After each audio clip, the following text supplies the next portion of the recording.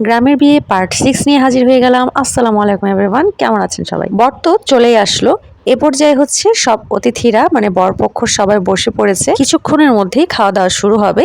আর এইদিকে কনের জন্য কিন্তু যে লাগেজটা নিয়ে এসেছে, এই লাগেজ ভর্তি কিন্তু হচ্ছে একদমই কনের বিয়ের সাজসজ্জা জিনিসপত্র, যেটা সব জায়গাতেই দিয়ে থাকে আর কি।